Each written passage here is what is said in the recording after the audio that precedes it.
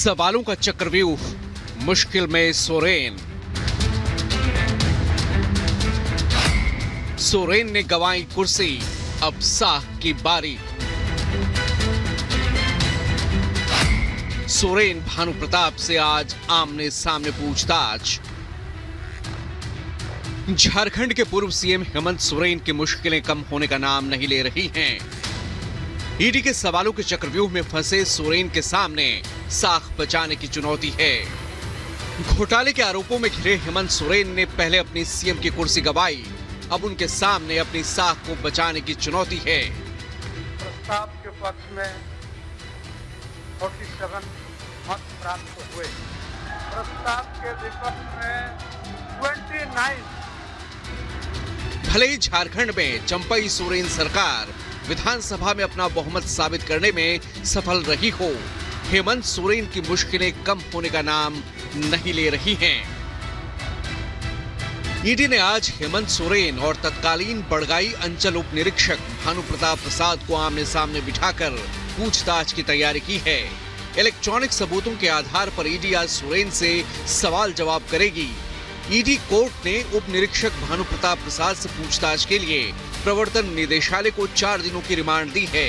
ED ने हालांकि विशेष court से भानु प्रताप प्रसाद को 10 दिनों की रिमांड पर देने का अनुरोध किया था। हालांकि कोर्ट ने 4 दिनों की रिमांड ही मंजूर की। सोरेन और भानु प्रताप को आज आमने सामने बिठाकर पूछताछ की जाएगी। सोरेन पर भानु प्रताप के सहयोग से जमीन हड़पने के आरोप हैं। सेना के उपयोग वाली जमीन की अवैध खरीद फरोख्त के आरोप सोरेन पर लगाए गए हैं। भानु प्रताप से दस्तावेजों का सत्यापन भी करवाएगी ईडी। इसके साथ ही ईडी आगे कई अफसरों को भी इस मामले में समन भेजने की तैयारी में है। वहीं कल हेमंत सोरेन ने चंपई सोरेन सरकार के फ्लोर टेस्ट में हिस्सा लिया और कई बार बीजेपी पर जमकर हमला बोला। 31 तारीख को दिए गए अंजाम की पटकथा लिखी जा रही थी। बड़े तरीके से उस पकवान को बहुत धीमी आंच में पकाया जा रहा था, लेकिन ये इनकी जो पकवान है ये पकने को तैयार नहीं थे।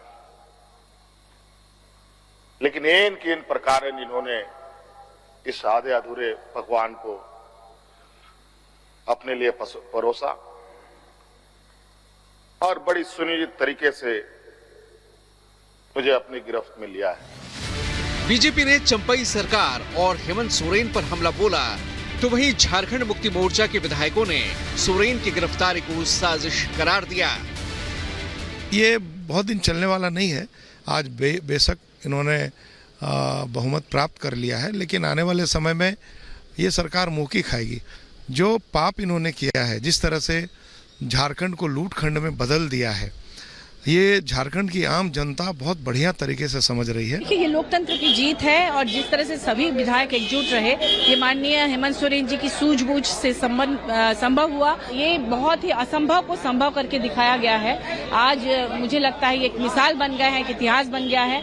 और जो भी राज्य जहाँ भाजपा की सरकार नहीं है, जिन्हें भी डराया धमकाया जाता है, वो हमेशा कोशिश करेंगे कि माननीय हेमंत सोरेन जी जिस तरह से आगे बढ़े हैं, उनकी नक्शे कदम पे चलना चाहिए। जाहिर है झारखंड में चंपई सोरेन सरकार को भले ही विश्वास मत हासिल हो गया हो, हेमंत सोरेन की मुश्किलें बरकरार हैं। भ्रष्टाचार के आरोपों की सोरेन पर ऐसी फांस है जिससे वो आसानी से बाहर निकलते नहीं दिख रहे।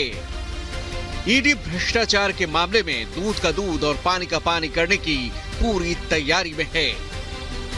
Bureau report, Republic Bharat. और अब खबर उत्तर प्रदेश के बाराबंकी से है, जहां पर बीमारी ठीक करने के नाम पर किस तरीके से धर्म परिवर्तन का रैकेट चलाया जा रहा था, ये बड़ा खुलासा हुआ है। यहां पर लोगों को झांसा दिया जा रहा था कि आइए आपकी बीमारी ठीक होगी, परेशानियों से निजात मिलेगा, और इस नाम पर पूरी साजिश रची जा रही थी और फिर लोगों का कराया जा रहा था धर्म परिवर्तन। रिपोर्ट देखें।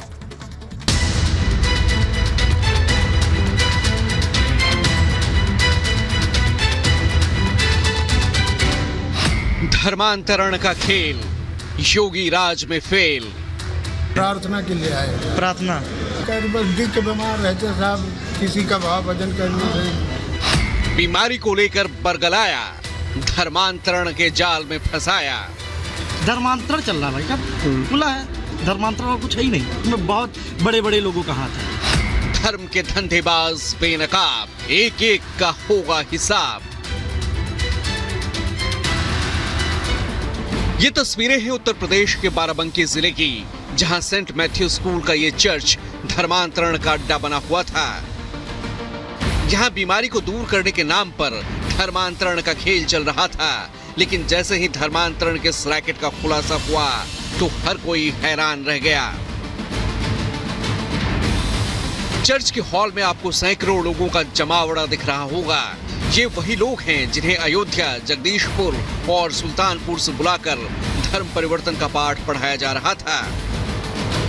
चर्च के फादर डोमिनिक पिंटो के नेतृत्व में 200 से ज्यादा लोगों को प्रार्थना सभा की आड़ में बुलाया गया था। खबर है कि चर्च में लोगों को बहला फुसलाकर उनका धर्म परिवर्तन कराने की तैयारी की जा रही थी, लेकिन जैसे ही इसकी खबर हिंदू संगठनों को लगी तो वो मौके पर पहुंचे और जब इन्होंने लोगों से बात की तो क्या सामने आया, पहले वो हम आपको सुनवाते हैं। क्या मकसद है, किस लिए आपको बुलाया गया? प्रार्थना के लिए आए हैं। प्रार्थना कौन जानकारी, बस दिल के बीमार रहते साहब, किसी का भाव भजन करने से। नहीं तो भाव भजन किसका कहते हैं? आप हिंदू है ना? हाँ सर, यीशु मसीह हैं? हाँ साहब, तबीयत खराब रहती है साहब हमारी। यहाँ आ गए तो तबीयत सही हो जाएगी आपकी? सुनने में यही आता भैया। अच्छा, सुनने में यही आता है। हिंदू संगठन के लोगों का आरोप है कि यहाँ भोले भाले लोगों को चमत्कारी इलाज का झांसा देकर उनका ब्रेन वॉश किया जा रहा था। आगे गए तो मुझे वो गाड़ी दिख गई, मैंने रोका। मैंने कहा भाई साहब आप किसी परमिशन के जा रहे हैं? तो बोला कि वहाँ की परमिशन मुझे मिल चुकी है, ठीक है। तो मैंने कहा आपने भाई अगर जा रहे हैं तो रिटर्न में जाइए। तो मैंने कहा ठीक है, मैं आपका एक वीडियो बनाना चाह रहा हूँ और उसके बाद आप जाइए। भाई हम रोकने वाले होते कौन है? यहाँ पे क्या चल रहा था? धर्मांतरण चल रहा है भाई साहब, खुला है, 4 लोगों के बीच में ऐसे चल रहा है। धर्मांतरण और कुछ है ही नहीं, इसमें बहुत बड़े बड़े लोगों का हाथ है। अच्छा, हाँ, ये एकदम तय है। सामूहिक धर्मांतरण के खेल का खुलासा होते ही योगी सरकार के अधिकारी एक्शन में आ गए और एसडीएम समेत कई थानों की पुलिस मौके पर पहुंची और वहां मौजूद लोगों से पूछताछ की। जांच पड़ताल के बाद पुलिस ने मौके से 7 लोगों को गिरफ्तार कर लिया। ऐसी सूचना थी कि यहाँ पर धर्म परिवर्तन हेतु यहाँ पे गए। इस सूचना पे तुरंत एसडीएम सदर साहब, सीओ सिटी मैडम, सीओ सदर और तमाम जो हमारी जो फोर्स है वहाँ यहाँ पे तुरंत पहुँची है। जो यहाँ पे लोग आए हैं और उनसे जो बातचीत हुई है उससे कुछ संदिग्ध कार्रवाइयों की अभी हमें प्रथम दृष्टया पुष्टि होती है। हम इस संबंध में समुचित एवं विधि सम्मत कार्रवाई सुनिश्चित करेंगे। खबर है कि इस चर्च में अब तक सैकड़ों लोगों का धर्म परिवर्तन कराया जा चुका है। ऐसे में अब प्रशासन की टीम इस बात की तलाश में जुटी है कि इस धर्मांतरण रैकेट का जाल और कहां-कहां तक फैला है। Bureau report, Republic Bharat.